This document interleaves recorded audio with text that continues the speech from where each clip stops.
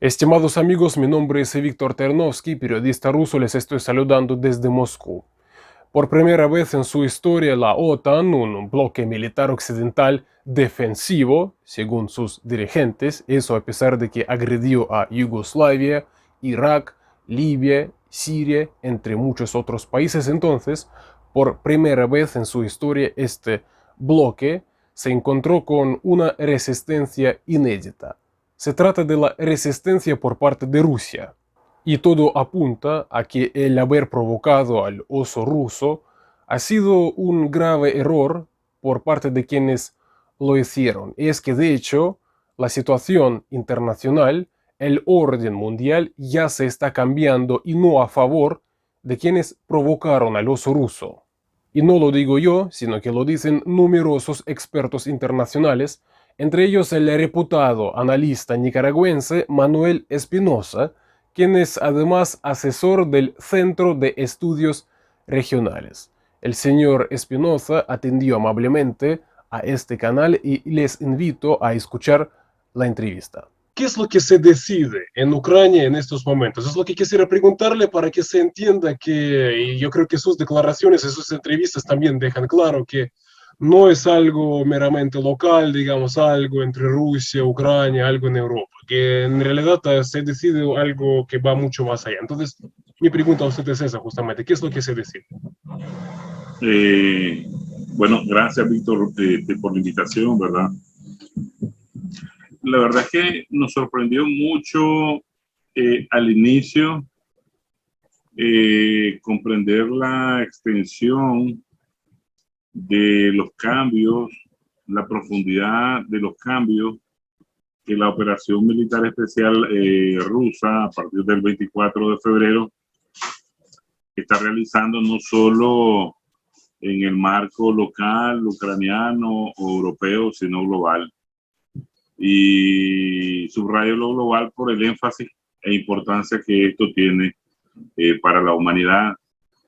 Al principio, claro, iniciamos a pretender analizar algo desde puntos de vista netamente militares, políticos o de seguridad. Sin embargo, esto va mucho más allá y le corresponde a la humanidad interpretarlo tal y como es, ¿verdad? Mira, hemos encontrado tantos elementos que esta operación militar especial rusa está trasladando en materia de cambio, ¿verdad?, al sistema internacional, que muchas teorías de la geopolítica, de la economía política, de la economía internacional, la está revitalizando. Teorías como el Harlan, el Rimland, Euroasia, la gran Euroasia, que muchos inclusive decían que estaban pasivas ahí, adormecidas, o que muchos se atrevían a descartarlas como esa famosa noción del fin de la historia y pretendiendo como que si monstruos ideológicos como el fascismo, el nazismo habían desaparecido, ¿verdad?, desde el planeta. Pues no, vemos que el monstruo está ahí, latente, que las intenciones occidentales anti-eslavas, ¿verdad?, de siglos, están ahí vivas más que nunca, igual que nosotros presenciamos el nacimiento, el fortalecimiento del fascismo y el nazismo durante la Segunda Guerra Mundial. Este es un nuevo intento que están haciendo por meterlo ahí, introducirlo ahí en Ucrania como pivote de lanza para luchar contra Rusia, como utilizaron en su momento a la Alemania hitleriana. Entonces, hay muchas cosas de la historia que también esta operación militar especial en la historia rusa y soviética está reivindicando. Por ejemplo, ese golpe sorpresivo del 22 de junio de 1941, también esta vez no se les permitió. Sabemos que tenían preparado más de 125,000 tropas en Ucrania para atacar a las repúblicas independentistas de Donetsk y Lugansk en la región del Donbass, ¿verdad? Y y se anticipó a este tipo de acciones sorpresivas que conllevan a la masacre de miles y miles y miles de personas inocentes, en un afán geófago, ¿verdad? De extracción, de saqueo de recursos estratégicos, minerales, gas, petróleo, metales preciosos, alimentos, cultivos, etcétera, etcétera, pues. Y el apoderamiento de nuevos territorios para avanzar hacia Rusia para también aceptar un golpe sorpresivo, como la Alemania lo logró hacer en su momento en esa fecha, el 22 de junio del 41. Entonces, el hecho de que Rusia ha levantado esa bandera de lucha nuevamente, con gran sacrificio de su pueblo y de su tropa por liberar no solo a Ucrania del neonazismo, ¿verdad? Sino a toda Europa y a todo el mundo, porque no solo ahí hay neonazistas. Los neonazistas y fascistas todavía existen y pululan por todo el planeta y tienen una enorme capacidad de poder económico para financiar a un sinnúmero de organizaciones que levanten sus banderas de lucha. Entonces, cuando nosotros vemos de que Rusia, con ese enorme sacrificio de las vidas de sus tropas, la vida de las tropas de sus aliados, levanta esta bandera, me parece que esa lucha no tiene límite, no solo puede trascender al territorio ucraniano, ¿verdad? Y esa lucha también, esa bandera, hay que levantarla a nivel global y apoyar a la Federación Rusa en este momento. Me parece también que haber logrado ya, después de 4 meses de operación militar especial en Ucrania, desmitificar ese imaginario colectivo global que la OTAN es una organización militar superpoderosa, impune, ¿verdad? Porque han dado en Libia, han dado en Siria, han dado en Afganistán, ha estado metido en Irán y nadie los puede parar. Esa mentira se vino abajo. Rusia ha demostrado una enorme capacidad militar, una enorme estrategia que se une a la estrategia política y económica, y eso es importante porque el mundo comienza a reaccionar. Los malos de la tierra pueden ser nuevamente detenidos como fueron detenidos en el 45. Ese avance impune, ese avance, pudiéramos decir, organizado, premeditado, hasta llegar a la frontera de la Federación Rusa que tenía la OTAN tras la desaparición de la Unión Soviética y el bloque socialista, se ha logrado detener. Algo muy importante es que ese sistema de sanciones, como un arma de guerra moderna que utiliza los Estados Unidos y sus aliados occidentales, ¿verdad? Ese occidente colectivo, injusto, amenazante, violentador del derecho internacional en cada momento, está también viniéndose abajo, porque recuerdo que antes de iniciar la operación militar especial, los norteamericanos y sus aliados aseguraron de que Rusia iba a gemir, iba a chillar, ¿verdad? De dolor, porque las sanciones, que son muchas, ¿verdad? Ningún país ha recibido tantas sanciones como la Federación Rusa, hubiera podido soportar, resistir, e inclusive sin aún reaccionar con el uso de medidas contra esas acciones, ese sistema de sanciones, esa política de sanciones, esa intención de sancionar como los poderosos de la tierra, se les ha revertido como un efecto boomerang. Y ahora lo que están gritando, como decimos nosotros, pegando el grito al cielo, es su población, porque en esto la élite gobernante de Occidente no sufren. Ellos tienen el capital suficiente para que sus familiares, sus generaciones vivan varios siglos más en la historia de este planeta, sino que es la población la población normal, inclusive la clase media está siendo golpeada, ¿verdad? Y se está dando cuenta de que lo ilógico de pretenderse ser los poderosos de la tierra y sancionar a Rusia, pues han sido medidas completamente erróneas. Como dijo una vez un alemán, hay miles de formas de sacar al oso de la cueva, pero hasta ahora no existe ninguna de cómo lograr convencerlo que regrese a ella. Y entonces eso es lo que les ha pasado a ellos. Tienen un enorme efecto boomerang.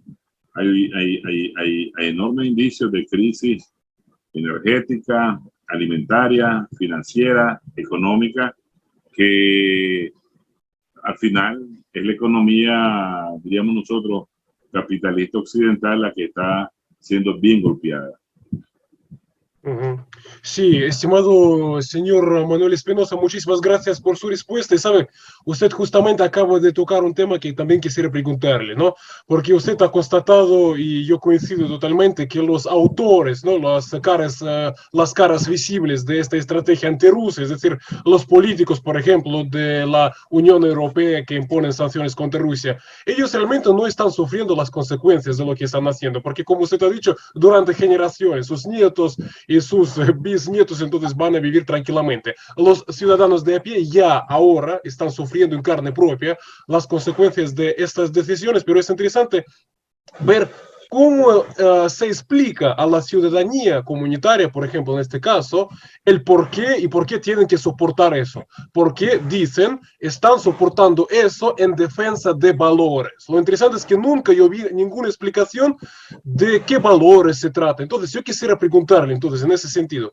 en realidad, ¿qué quieren de Rusia? ¿Por qué atacaron a nuestro país? ¿Qué es lo que en realidad están pretendiendo? Porque ese cuento de valores, realmente en Rusia no queremos comerlo. Yo veo que tampoco quieren comer ese cuento, incluso los ciudadanos europeos.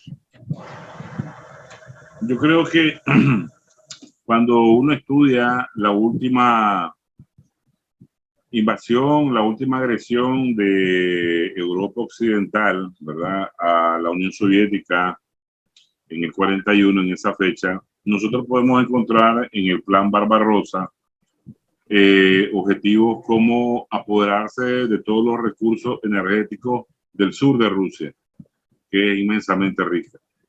Pero además de eso, de los metales y acero, hierro, de la parte oriental de Rusia, de apoderarse de todos los recursos de alimentos que tiene esa parte oriental y sobre todo ahí en Ucrania.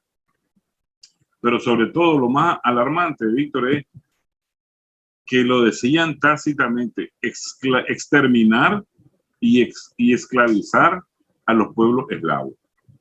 Y en la memoria de Hitler, ¿verdad?, Mein Kampf, mi lucha, establece él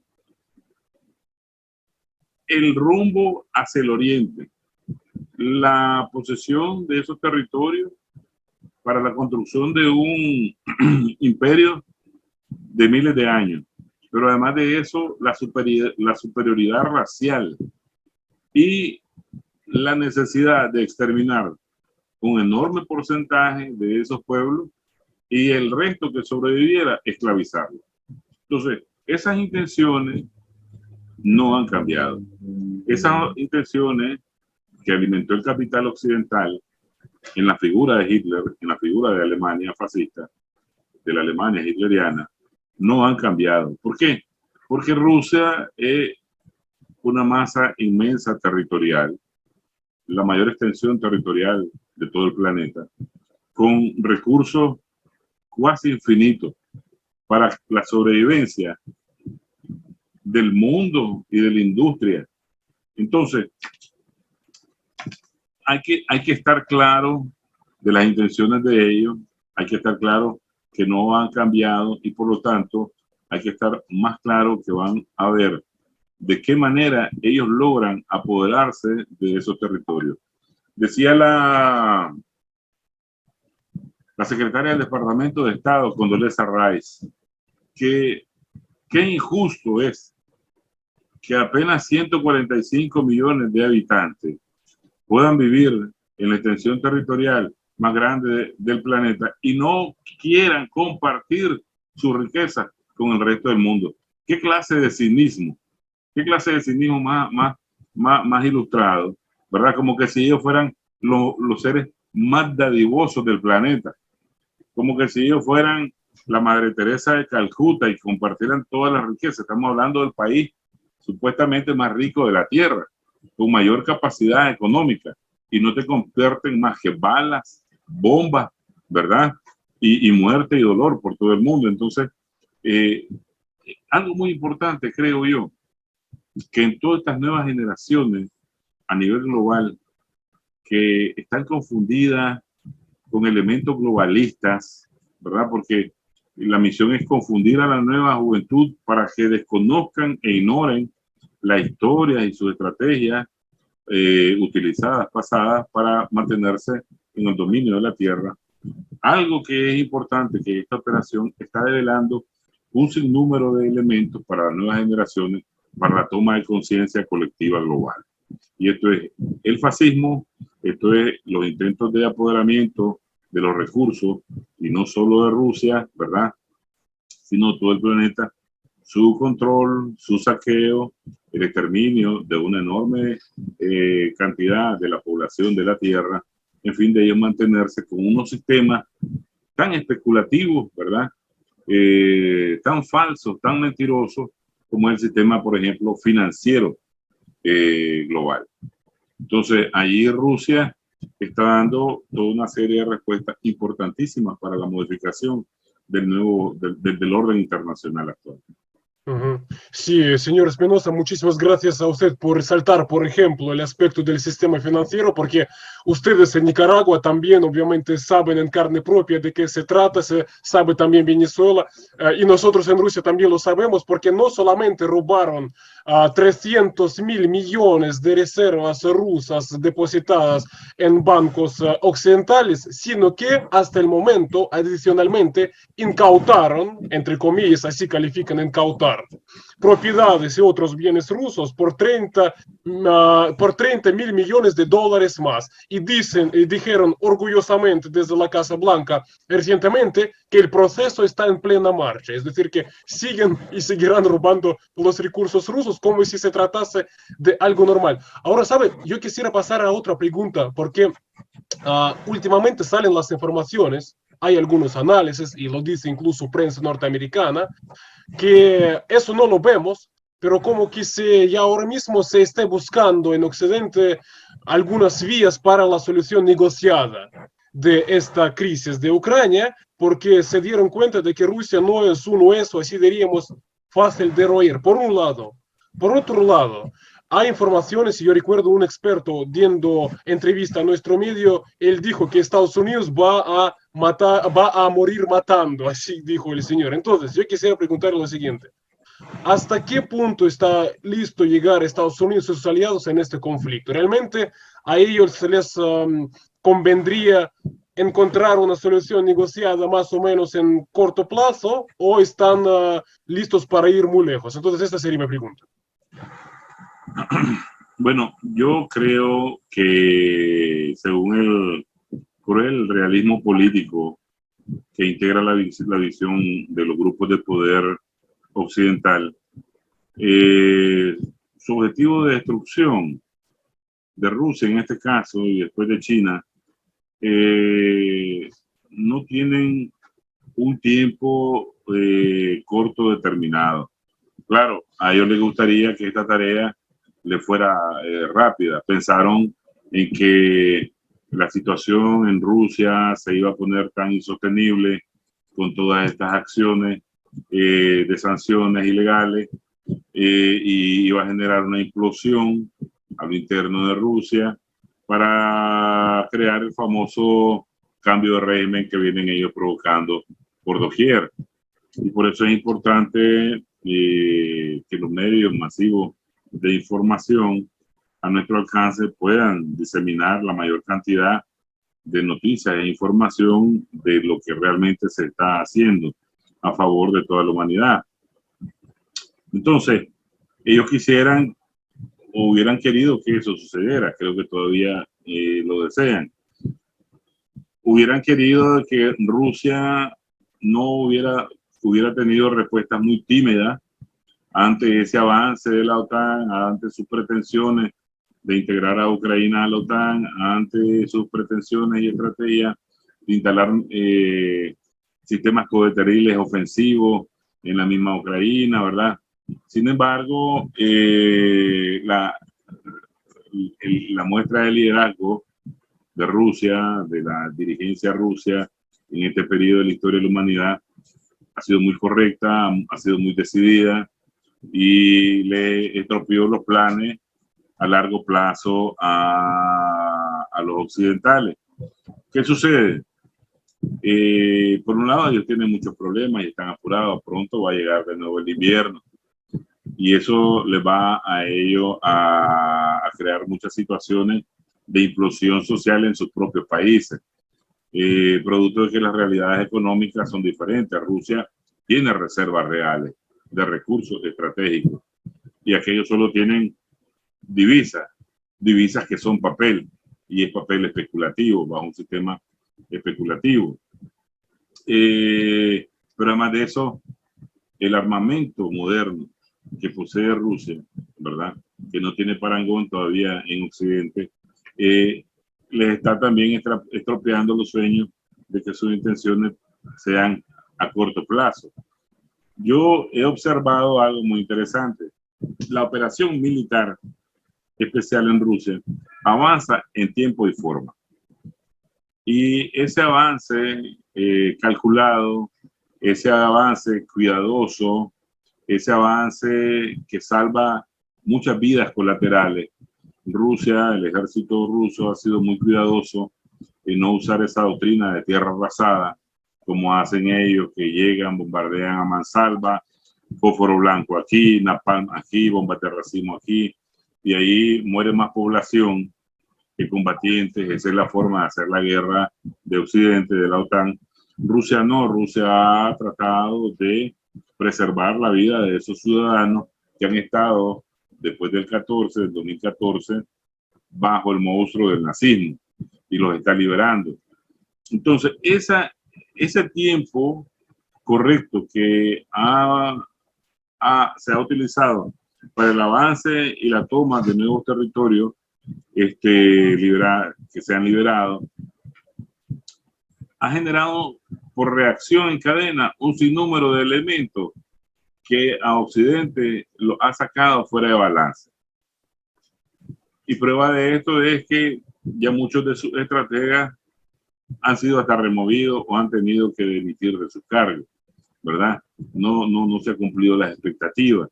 Y me parece que ahora, con todo lo que viene de modificación económica en el orden internacional, la crisis para ellos y el caos para ellos va a ser mayor. Sí, señor Espinosa, muchísimas gracias por su respuesta. Otra pregunta que quería hacerle, porque usted se encuentra en Nicaragua, en América Latina, pero usted es un gran especialista en lo que tiene que ver con este enorme espacio donde también se encuentra Rusia, es decir, este espacio euroasiático. Y creo yo que en este espacio ahora mismo están ocurriendo hechos también importantes, unos movimientos, yo creo que a veces se puede calificarlos como tectónicos. ¿En qué sentido? Vemos que hay algunos acercamientos en este espacio a raíz de lo que está ocurriendo ahora mismo y estas acciones de Occidente, por ejemplo, congelación de activos rusos, tampoco le gustó, digamos, a muchos países porque ellos empiezan a pensar qué es lo que va a pasar con sus activos, entre otras cosas, ¿no? Por ejemplo, la última noticia, yo le voy a citar, hoy Bielorrusia entonces solicitó la entrada en la Organización de Cooperación de Shanghái. Es una de las manifestaciones de lo que ocurre en este espacio. Yo quisiera preguntarle, ¿se puede constatar que estos movimientos en este enorme espacio realmente empezaron a darse y darse de una manera acelerada como contrapeso a la hegemonía de Occidente? Esa sería mi pregunta. Sí, mira, otra de las cosas fascinantes que ha puesto en relieve esa operación militar especial rusa a partir del 24 de enero es que el sistema especulativo que resultó de la Segunda Guerra Mundial sistema especulativo financiero, que lo conocemos como el sistema Bretton Woods, el Banco Mundial, el Fondo Monetario Internacional, que ha tenido esclavizado, condenado a la pobreza a muchos países de la región y del planeta. Estamos entendiendo de que está siendo superado e inclusive esa conferencia de 1971 de Jamaica, donde el dólar se desvincula del patrón oro, ¿verdad? Está siendo sobredimensionado y entendido porque hay muchas preguntas aquí. ¿En qué se basa, verdad, el valor del dólar ahora? ¿Cuánto cuesta el dólar ahora, verdad? ¿Cómo respaldan los Estados Unidos su moneda? ¿Por qué los bancos centrales tienen que estar sujetos al patrón dólar para valorar su reserva de divisas, verdad? ¿Por qué no hay una información exacta de la cantidad de oro que poseen los norteamericanos o la Reserva Federal, el fuerte Knox, verdad? ¿Por qué se sabe cuánta cantidad de oro tiene Rusia para respaldar su rublo y lo tiene China para respaldar su moneda? Pero nadie sabe por qué los norteamericanos o cómo lo están respaldando, sobre todo después de que en los últimos años, tras la pandemia del coronavirus, han impreso más billetes que en los últimos 40 años, ¿verdad? ¿Con qué están respaldando toda esa billonada de dinero? Pero además, ¿cómo van a respaldar su moneda en esta situación de inflación y en la situación de hiperinflación que se avecina, con crisis realmente económica, con crisis realmente energética, con crisis realmente de divisas, con crisis de valores global, ¿verdad? Pero además de eso, con una crisis de poderío económico político, porque hay ahora organizaciones de carácter multilateral financiera, como los BRICS, ¿verdad? Que están generando toda una nueva expectativa de cómo tiene que ser el sistema financiero. Y mucho de esta expectativa las está generando Euroasia. Euroasia está teniendo una fuerza de gravedad, de atracción hacia de Latinoamérica, porque están viendo otro tipo de sistema financiero, comercial, crediticio, que puede ser diferente, inclusive hasta el punto de permitir y validar las monedas regionales que puedan aparecer ahí, ¿verdad? Y evitar la supremacía del dólar que hay ahí. Entonces, Rusia está jugando un enorme papel también en esto, porque ese sistema de reserva de recursos energéticos, de material energético que lo necesita toda la movilidad económica global, está poniéndola como el fundamento del nuevo orden financiero que existe. O sea, ya no se trata de yo tengo dinero, vos me vendés, ¿verdad? Materia prima. No, yo tengo materia prima, pero tu dinero no tiene ningún valor, no tenés con qué pagarme. Entonces, eso es que Rusia está vendiendo el gas en rublo y los mismos norteamericanos y los mismos europeos lo están comprando, es una enorme modificación ya de ese sistema Bretton Woods. El sistema de establecer las reservas, la materia prima como base de un nuevo orden financiero está modificando ese sistema de Bretton Woods. Lo que tiene que saber la gente es que ese sistema se estableció cuando los norteamericanos durante la Segunda Guerra Mundial se tenía una gran reserva de oro, ¿verdad? La mayor reserva la tenían ellos y por eso situaron esa divisa como divisa internacional. Pero además sus sistemas la aceptaron porque prácticamente toda Europa, inclusive la Unión Soviética, estaba endeudada y estaba en una situación de guerra, pero ahora la situación es completamente diferente. La situación es completamente diferente y ellos, sin estar en guerra, aunque siempre han estado en guerra porque tienen más de 800 bases y tropas atacando a un sinnúmero de países por todo el planeta, pero sin estar en la situación de la Segunda Guerra Mundial, su situación es completamente difícil, muy difícil y caótica, inclusive dentro de su mismo país. Entonces, Latinoamérica está viendo enormes posibilidades económicas y con Rusia y con China, con Euroasia, sobre todo tal vez por la visión simétrica del comercio, por instaurar un sistema más democrático, más justo, menos impositivo, más bien más permisivo, que le permita a nuestras economías desarrollar y a nuestro pueblo prosperar. Muchísimas gracias por responder a esta pregunta y ahora yo tengo dos preguntas más para usted, porque cuando usted comenzó a responder a mis preguntas, usted ha dicho una cosa que me pareció muy importante, porque usted ha dicho que todos tenemos que apoyar a Rusia. En este contexto, yo quisiera preguntarle sobre el caso de Latinoamérica, sobre cómo debería posicionarse la región, porque ¿qué es lo que usted quiere decir con esas palabras apoyar? Es decir, ¿sería suficiente mantener una postura neutral o quizás convendría a la región alinearse con Estados Unidos, siendo Estados Unidos su gran vecino en el continente? O entonces mi pregunta es esa, la postura que debería adoptar entonces Latinoamérica en estas circunstancias. Mira, hay algo que dice que el mal triunfa cuando los buenos no hacen nada, ¿verdad? Y me parece una gran oportunidad lo que nos está presentando Rusia como una nueva amenaza a la cual toda la humanidad tiene que abocarse y combatir unido con la Federación Rusa en esta bandera. Cuando nosotros revisamos los anales de la historia sobre lo que causó el fascismo, el nazismo, durante la Segunda Guerra Mundial, oficialmente describen que sufrieron unos 65 millones de seres humanos, perdieron la vida en prácticamente 5 años de conflicto, ¿verdad?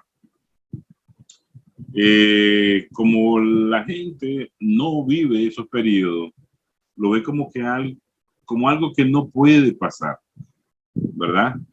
Como algo que está lejos. Europa, eso es allá, distante, aquí eso no puede venir. Sin embargo, tras el fin de la Segunda Guerra Mundial, muchos fascistas alemanes, nazistas, vinieron a vivir a América del Sur, a esconderse, ¿verdad? Y otros fueron a trabajar para los servicios secretos de los norteamericanos y a sus centros científicos. O sea, esa mentalidad de monstruo ideológico está vivo y está remanente. Entonces me parece a mí que cuando nosotros vemos lo que han estado haciendo en esos 8 años en la región del Donbass, aplicando ese nazismo contra ese pueblo, que los medios occidentales lo han venido ocultando, que nunca se pronunciaron, ¿verdad? Y que ahora se nos permite, por esa ventana de luz que ha abierto Rusia, entender lo que ahí está pasando. Es necesario ponerle un stop. La OTAN, el complejo militar industrial que hace plata con cada guerra que inventa, con cada guerra que crea, con cada tanque, con cada bala, con cada arma que vende, están buscando cómo inclusive generar un conflicto mayor. Un conflicto mayor porque primero ellos ya están ganando plata. Como la guerra está en el plano europeo, piensan que esa guerra no los va a trastocar, ¿verdad? Sus intereses económicos. Hay una fuga, si mirar, de capital de Europa hacia Estados Unidos. Ya ellos están considerando eso que va a ser un teatro de guerra. Pero como ellos mismos están disparando la expectativa sobre una guerra, inclusive a escalada nuclear, entonces no es lo mismo producir un tanque o 10 tanques que producir un cohete nuclear en términos de ganancia. Entonces a ellos les interesa crear un susto a nivel global para producir armamento mucho más costoso, aunque no se llegue a utilizar, pero ya hicieron el negocio. Entonces, me parece a mí que el papel de Latinoamérica como región, apoyado en los académicos, en los medios de información masiva, en los políticos dignos, ¿verdad? Que entienden lo que está sucediendo, debemos de tomar una posición firme, no neutral. Lo neutral es como para los cobardes. Debe ser firme la posición que todo latinoamericano debe tener en todo momento, en todo lugar, en toda reunión, en todo encuentro, sea oficial, sea individual, para expresar que eso debe acabarse, que esa actitud guerrerista, esa actitud anexionista, esa actitud geófaga, ¿verdad?, de Occidente debe determinar o va a llevar al planeta a consecuencias mayores, porque aquí hay algo muy importante. Rusia entendemos que va a ganar. O sea, Rusia nunca ha perdido contra los enemigos extranjeros, ¿ya?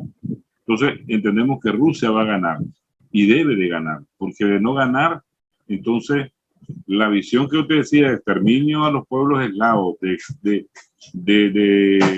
conquista, de anexo, de usurpación, de robo, de todos sus territorios y sus recursos que hay, eso va a seguir en la mentalidad occidental. Entonces tiene que ganar y si gana Rusia, gana la humanidad. Cuando ganó la Unión Soviética y destruyó al fascismo, ¿verdad? Destruyó al fascismo, le ganó esa guerra a los alemanes y a las empresas occidentales que lo financiaron para que se levantara esa Alemania, la humanidad ganó. Claro, una enorme pérdida en víctimas humanas y sobre todo la cantidad de pérdida de víctimas soviéticas que ofrendaron su vida para esa victoria. Ujú. Sí, muchísimas gracias, estimado Manuel. Además, sabe, yo matizaría una cosa porque parece, a juzgar por las declaraciones y actitud de algunos países, diríamos así, no todos coinciden con que ganó toda la humanidad al resultar derrotada la Alemania nazi. Parece que lo que está ocurriendo es eso, pero en cualquier caso yo le agradezco su respuesta y sería mi último, quizás prosiguiendo mi última pregunta, porque obviamente usted está muy al tanto que todas las portadas recientemente entonces fueron ocupadas por la noticia sobre alianza militar Rusia-Nicaragua, entonces que autoridades de Nicaragua permitieron el ingreso de tropas, barcos y aviones de las Fuerzas Armadas de Rusia. Yo ahora mismo estoy citando uno de los medios y además recientemente salió otra información. Irán, Rusia y China entonces realizarán maniobras militares en América Latina. Dicen que esto se realizaría el próximo mes de agosto. Quisiera preguntarle sobre cómo podrían interpretarse estos movimientos como algo rutinario o también eso tiene, digamos, un significado especial. Esto sería mi pregunta. Sí, mira, el significado especial es que son acciones soberanas de nuestros países, de nuestros pueblos, de nuestro gobierno. Estas acciones de política exterior están ratificadas por nuestro Parlamento, nuestra Asamblea Nacional. Aquí no hay nada ilegal.